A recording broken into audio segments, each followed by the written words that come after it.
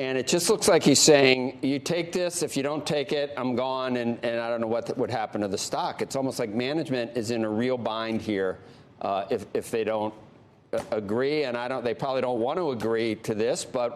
And by the way, if they do agree, he'll probably fire them all. Right. So what do you make of it, Gene? Just what are your thoughts on what Elon wants here?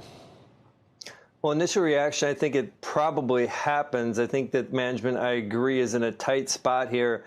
Essentially, he can force the hand. It's not just about his offer, his $54 an offer, which is down 30% from where the stock was 6 months ago. It's not just about that. It's about his base of people he can activate to have a bigger impact on Twitter.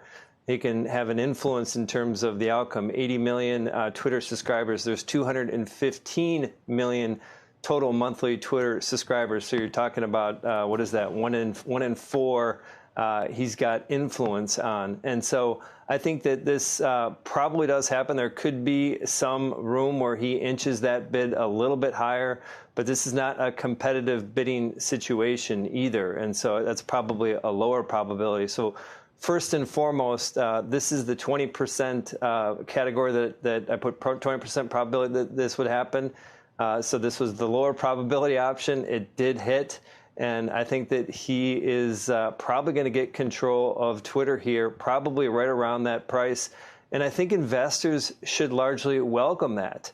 And the reason they should welcome it is a first orders principle that Elon Musk uses. He invests in his time, and he has strong principles, views, and one of them is first order principle, and which basically says that because something's been done some way for a long time doesn't mean you should do it, continue to do it that way.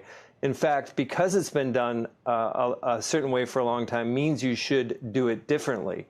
And that is pervasive in what Elon Musk does. Look at SpaceX, how they're getting to space. You look at just the concept of Tesla with electrification.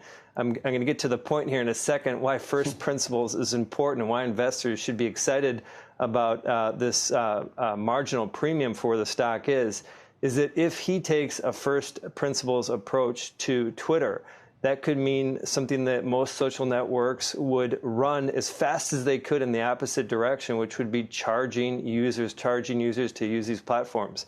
It's something that is usually monetized through advertising or virtual goods. In this case, he's got, as I mentioned, 215 million subscribers. Let me just quick finish the math. Again, the idea here is what can Elon do? And if he does charge, let's just say $1 per month per Twitter user, you're going to lose some users, but a lot of people are going to stay there. $12 a year, they'll stick around. And if you keep 200 million of those, that alone adds 30% to revenue this year.